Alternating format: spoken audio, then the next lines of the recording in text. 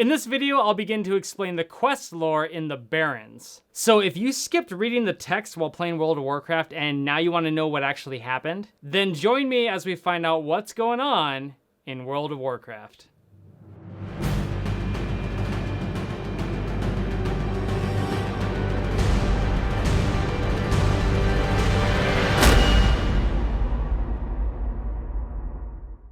For those of you new to the channel, my name is Quaylen, and I summarize the quest lore that so many people skipped reading while playing World of Warcraft.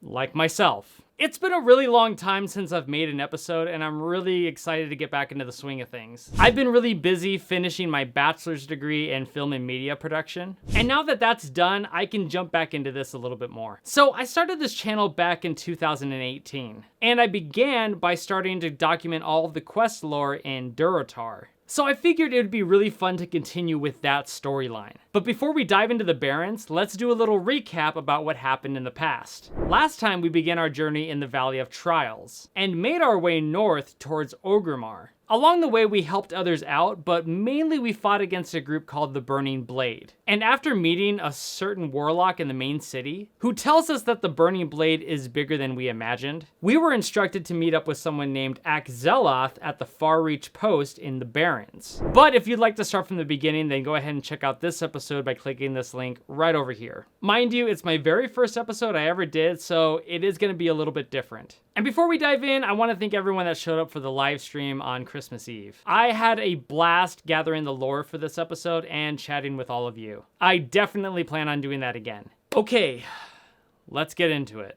When we left off, we were instructed to go find Akzeloth at the Far Reach post in the Northern Barrens. When we arrive, he says that the Burning Blade stuff isn't really news to him, but that whole thing is gonna have to wait, because we've got other things to attend to. So you run up to Kargal and hand him the letter that Tarkin gave you back at Razor Hill about recruitment for working in the Barrens. He looks at it and says that he'll sign it when you've proven your worth.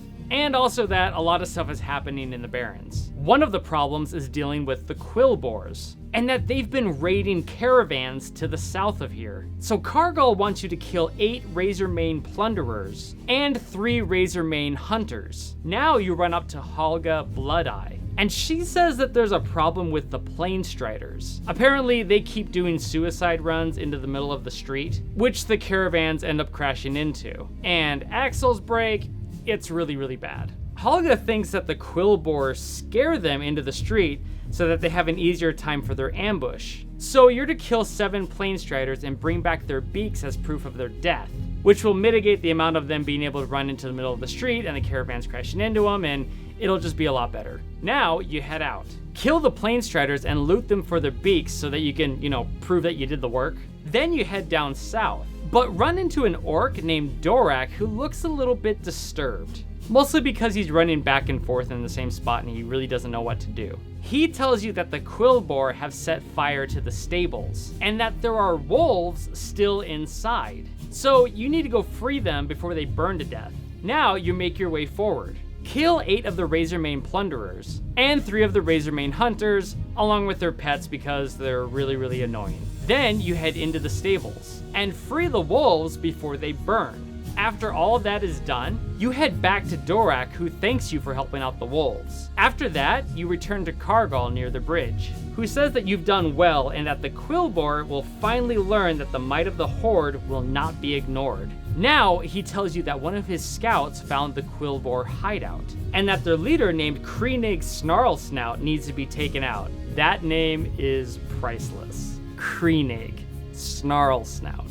Along with killing him, you gotta kill 5 Razormane defenders and 5 Razormane Thornweavers. Now you return to Halga Bloodeye and turn in the 7 Planestrider beaks, which she says that that's one less thing to worry about. Halga then says that there's something that's causing the Quillboar to move up north from the south. And because of that, they've attacked caravans, which she's already lost 2 this week. And the supplies that were on those caravans, well, the warriors at the crossroads really need them. So while you're down south at the Quillboar Den, killing their leader, gather 5 of the supply crates which are hidden inside. From here, you head south and arrive at the Quillboar hideout. Once inside, you kill 5 of the Razormane defenders, as well as 5 of the Razormane Thornweavers. Once they're dead, you collect 5 of the supply crates that were stolen from the caravans. The last thing you do is take out their leader, Kreenig Snarlsnout. Once that's done, you head out of the cave and all the way back to Kargal. When you turn in Kreenig's tusk, Kargal says that without him, the Quillboars won't be able to organize a raid, and that the grunts here will now be able to keep Farwatch secure. Now you run over to Halga and turn in all 5 of the supply crates. She thanks you and says that she'll get these items to the crossroads immediately. Now that Farwatch is secure, your adventures lie west near the crossroads. And that completes the first chapter for the Barrens questline. It's a bit short, but I wanted something that I could punch out faster than normal, just because it's been such a long time since we've had some Tales of Azeroth content. But I like the format where we keep each episode dedicated to a chapter within the questline within a specific zone. So if this is your kind of thing, then make sure to subscribe to the channel and don't forget to hit that bell icon so that you'll be notified when I drop a new video. And also, Merry Christmas and Happy Holidays from my family to yours. And I'll see you next time when we find out what's going on in the Tales of Azeroth.